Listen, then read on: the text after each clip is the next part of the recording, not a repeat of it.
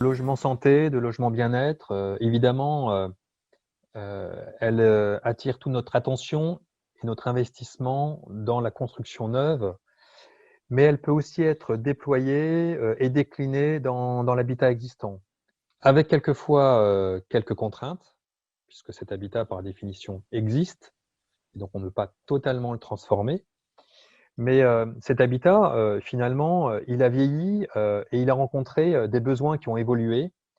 Et on s'aperçoit qu'on peut, lui aussi le faire évoluer dans une certaine mesure. Physiquement, à travers des travaux, notamment je pense aux travaux d'accessibilité et d'accompagnement, des seniors ou des personnes à mobilité réduite. C'est pour ça que nous avons au sein du groupe Vive, de manière déclinée dans toutes les entités, une démarche au niveau national pour adapter des logements spécifiquement avec des diagnostics faits par des ergonomes pour une population vieillissante qui souhaite rester dans son logement mais le voir évoluer en même temps qu'elle. Donc, nous faisons, toutes les entités vives font ça, là aujourd'hui, dans le cadre d'une démarche structurée et que nous avons construit collectivement ensemble. Donc voilà, on peut bouger l'existant.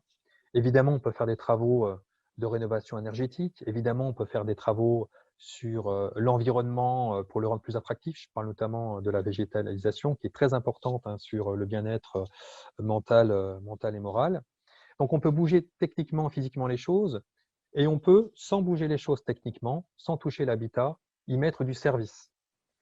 Et dans nos engagements logement santé, la moitié des engagements concernent les aspects techniques liés à l'habitat et l'autre moitié concerne du service aux habitants. Donc, je pense en premier lieu à la télémédecine.